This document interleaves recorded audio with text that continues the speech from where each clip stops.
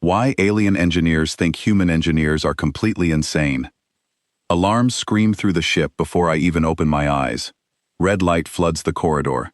My boots hit the cold floor and I am already running before my brain catches up with what is happening. The reactor core is failing, not slowing down, not warning us, failing. Right now, with the ship still deep inside a debris field that no shuttle could survive crossing. My name is Ellen Marsh, Chief Engineer of the compact vessel Halden Star, and in the next 10 minutes, I am going to do something that will make every alien on this ship question my sanity. The corridor shakes, sparks fall from a broken panel above me.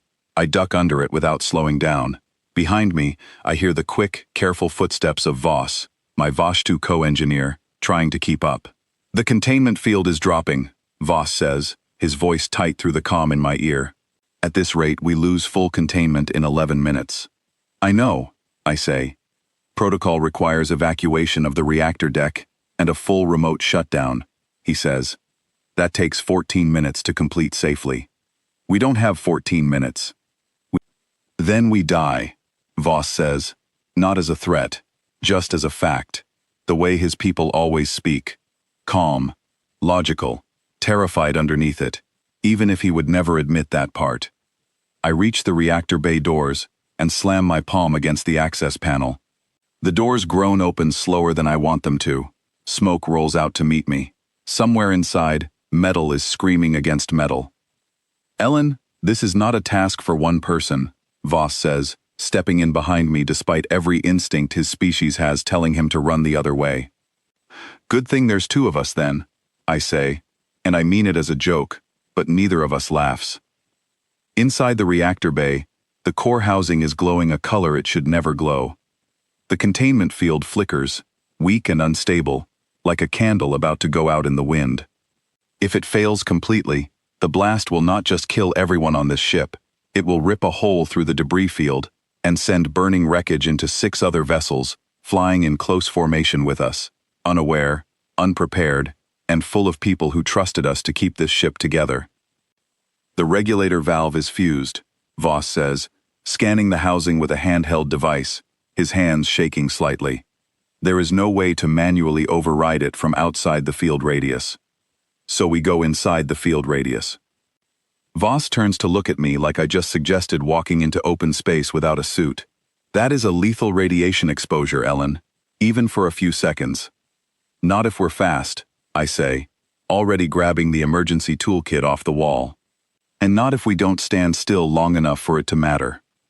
This is not how repairs are done, Voss says. No, I agree. It's how repairs get done when there's no time left to do them the right way.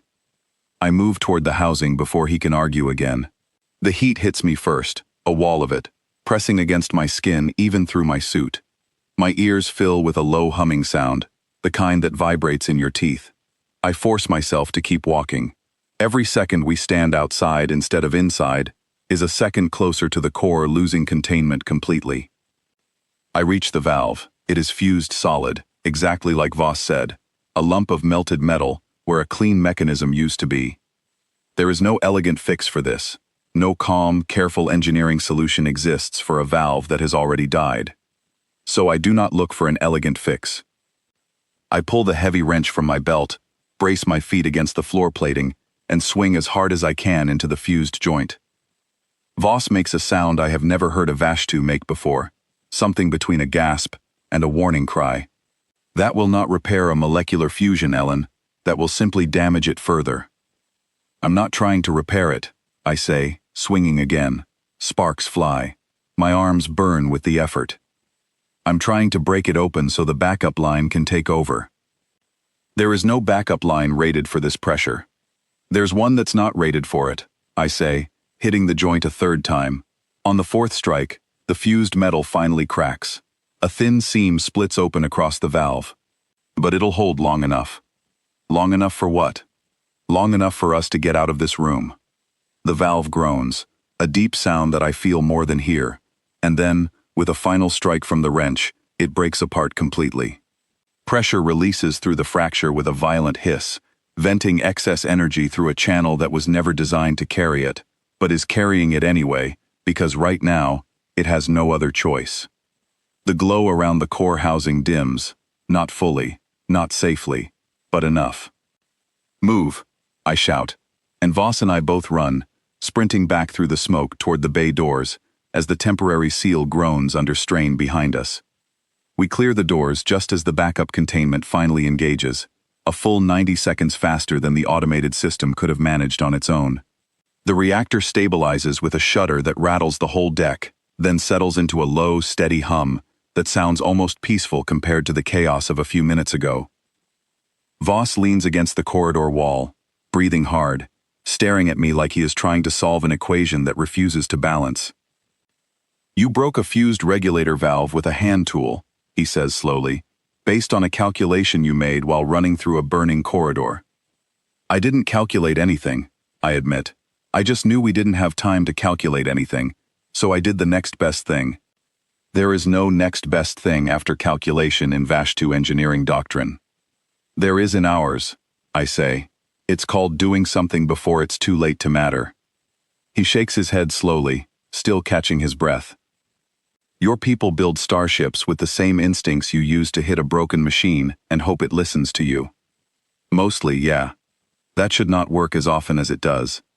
"No," I say, smiling despite the ache in my arms and the ringing still in my ears. "It shouldn't."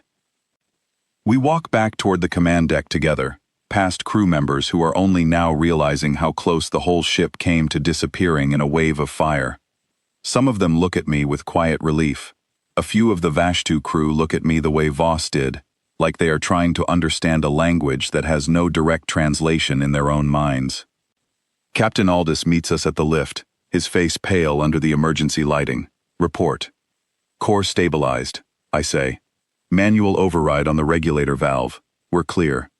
He looks past me at the scorch marks on my sleeve, the soot on my face, and the dented wrench still in my hand. "Manual override," he repeats. "More or less." "Ellen broke the valve open with physical force," Voss says, still sounding faintly stunned by his own sentence, while standing inside the containment radius. The captain is quiet for a moment. Then he nods, slow and tired, the way people nod when they have stopped being surprised by the things their engineers are willing to do to keep a ship in one piece. "Good work," he says simply, and heads toward the bridge without another word. Voss watches him go, then turns back to me. "He is not concerned that you nearly killed yourself." He's used to it. That is deeply troubling. "Probably," I say, and start walking toward the maintenance bay to grab a new set of tools, because the valve I just broke will need a proper repair eventually, even if it held long enough to save us today. Voss falls into step beside me, quiet for a while, processing everything that just happened in the way his people do, turning it over slowly until it starts to make a strange kind of sense. "My people build backup systems inside backup systems," he says finally. "We plan for failure long before it happens. We do not walk toward danger and improvise a solution with a hand tool." "Sounds exhausting," I say. "It is thorough." "Thorough is great when you have time," I say. "We didn't have time, so we had a wrench instead." He almost smiles at that, an expression that still looks unfamiliar on his face after working beside humans for 2 years. "I think," he says slowly, "that is why so many of my colleagues believe your species approaches engineering with something close to madness. And what do you think?" He considers the question for a long moment as we walk. "I think madness that saves a ship full of people is a definition worth reconsidering." I laugh, the sound loosening some of the tension still sitting in my chest. "Careful, Voss. Say things like that and people will start thinking you've gone human." "That," he says, "would be a troubling development for my entire species." We reach the maintenance bay just as the ship's systems finish their final stabilization checks. The low hum of a working reactor settling comfortably into the walls around us. Outside the viewport, the debris field drifts past in silence, unaware of how close it came to becoming the last thing any of us ever saw. I pick up a fresh toolkit, sling it over my shoulder, and glance at the dented wrench still clipped to my belt. It is scratched and worn now, carrying a story none of the ship's official records will ever properly capture. Some problems need patience and precision. Some problems need someone willing to run straight at the danger and hit it until it stops being a problem. Today, we needed both, and somehow, between careful calculation and a well-aimed swing of a wrench, we found a way through. Voss glances at me one more time before heading toward the bridge to file his report. For the record, he says, I am still filing this under anomalous human behavior. Fair enough, I say. Just leave room in that file. I have a feeling it's going to get a lot longer before this mission is over. He does not argue with that. He simply nods, turns, and walks away, leaving me alone in the quiet hum of a ship that, against every rule his people live by, is still flying.